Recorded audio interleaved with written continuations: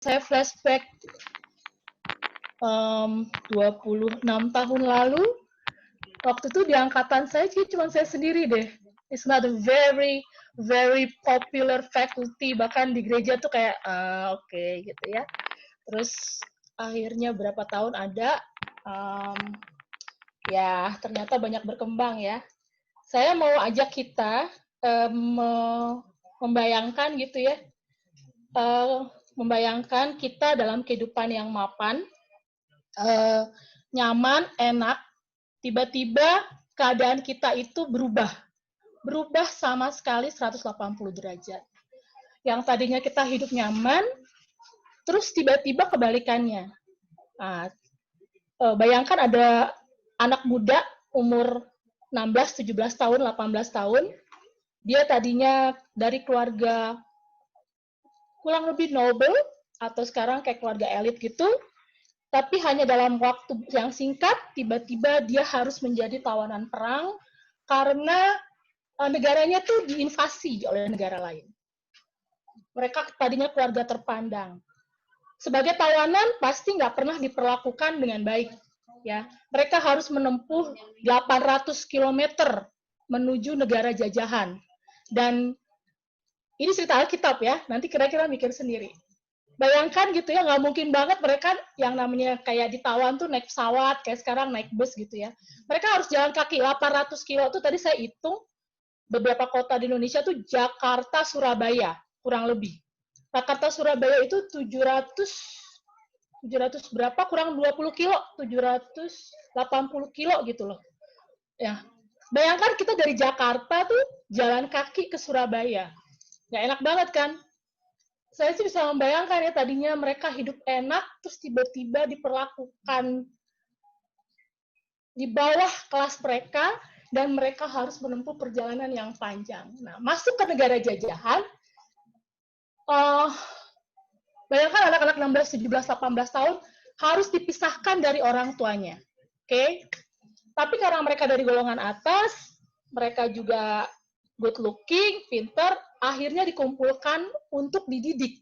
Tapi tidak hanya itu gitu loh. Udah kita jadi tawanan, kita diambil dari negara kita, dipisahkan dari orang tua kita, status kita juga dihilangkan gitu. Kita di brainwash, budaya kita diganti, nama kita diganti, semuanya diganti, walaupun kita diperlakukan lebih baik lah.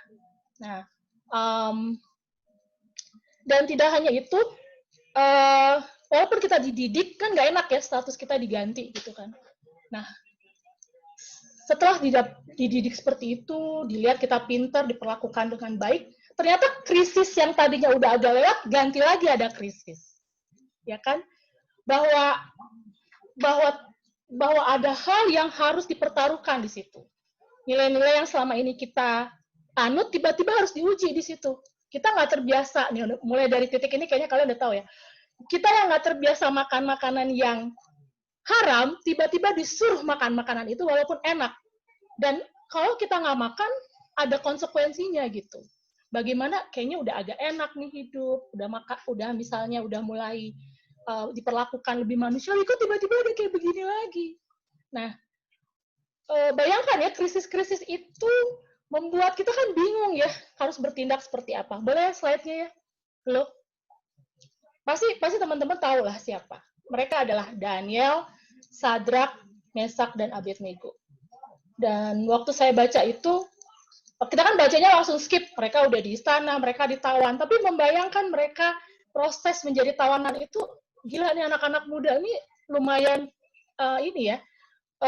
bergumul gitu. Tapi yang saya percaya mereka dari rumah tuh dididik dengan baik oleh orang tuanya. Sehingga pada saat krisis, mereka tahu bagaimana menghandle-nya. Mereka tahu bahwa mereka tidak bisa mentolerir hal-hal yang mereka tahu itu nggak benar. Tetapi mereka tuh smart banget. Bagaimana mereka bilang tidak dengan cara yang smart. Nah, ujian yang paling mudah adalah lidah, ya kan, makanan, appetite. Terus mereka lolos. Tapi udah nggak berhenti dari situ. Padahal kita lihat kan, abis itu dia disayang Raja Nebukadnezar, kemudian mendapat posisi yang baik. Abis itu udah tes lagi yang lain. Baik Daniel, maupun Sadrak, Mesak, Abednego. Dan konsekuensinya itu adalah mati. Kalian udah tahu lah ceritanya, Daniel. Tapi kita lihat kalau cerita Daniel itu, beserta teman-temannya, bagaimana setiap mereka lolos, mereka tahu lari kemana, dan bagaimana dari setiap krisis-krisis itu mereka akhirnya menjadi semakin besar. Kalau kita lihat terakhir, Daniel menempati, dia gini, Daniel selalu ada di setiap rezim, di setiap kerajaan yang akhirnya menginvasi Babylon. Ya kan? Di setiap keadaan yang kritis, Daniel tuh ada, diperlukan. Gitu. Kita kalau lihat ya. Kemudian, bagaimana terakhirnya dia menjadi orang yang paling besar. Cerita kedua. Glow itu kayaknya slide yang selanjutnya deh. Slide yang selanjutnya, lanjut. Yang kedua, ketiga, keempat. Kedua, ketiga. Ini abis itu? Bisa nggak? Oke. Sekarang cerita yang kedua, anak muda juga 17 tahun. Dia happy banget di rumahnya, dia senang, tapi hanya dalam jangka waktu 1 hari, tiba-tiba dia harus menghadapi kenyataan menjadi budak, karena siapa? Karena saudara-saudaranya. Ngeri banget kan? Hidup kita tadinya enak sama orang tua, tiba-tiba kita mendapati saudara kita sendiri ngejual kita dan kita jadi budak. Yang tadinya enak, tiba-tiba jadi nggak enak. Tapi itu kan hal yang tidak mengenakan kan? Nah, kita tahu lah tuh ceritanya siapa. Yusuf. Oke. Tapi kita belajar bahwa dari satu krisis ke krisis yang lain, bagaimana dia menolong si juru minum, dia dilupain gitu loh. Itu kan nyebelin banget ya nggak?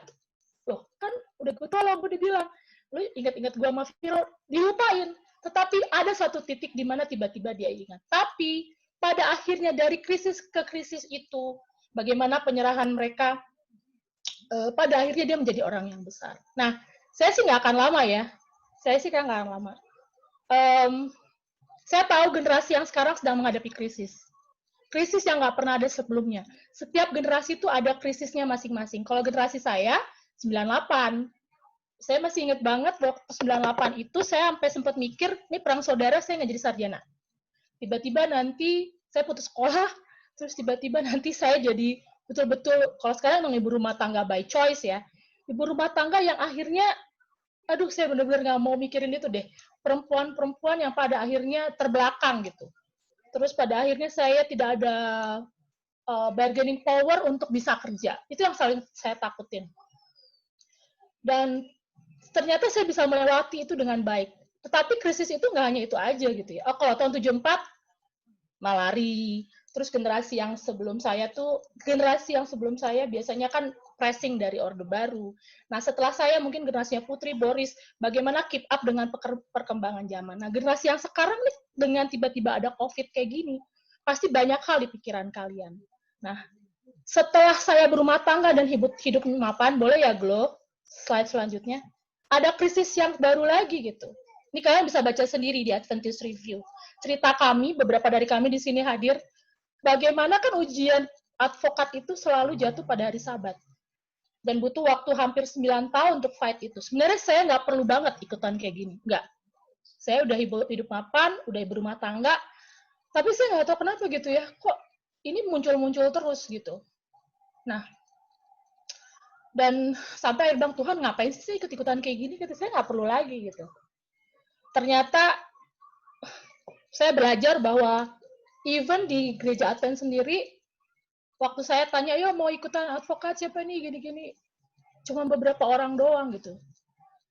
Dan saya waktu itu mikir, apa sih maksud Tuhan gitu kan, tuh akhirnya sekarang juga saya nggak gitu pakai-pakai banget gitu, jadi advokatnya. Ternyata nanti ini berpengaruh terus pada hal-hal yang lain gitu. Jadi ya saya akan tutup di sini, tapi saya cuma mau bilang, krisis itu kadang membuat kita memunculkan potensi yang selama ini kita nggak tahu. Dan yang kedua adalah krisis itu membuat kita semakin berlutut sama Tuhan dan menyadari bahwa kita tuh nggak bisa apa-apa tanpa Tuhan. Gitu aja. Nah, sisa selanjutnya, ini masih ada 11 menit karena saya bikin timer. Kalau kalian mau tanya, silahkan. Nanti saya jawab. Itu aja sih. Daripada saya ngomong panjang-panjang 20 menit. Terima kasih. Itu aja. Oke, teman-teman.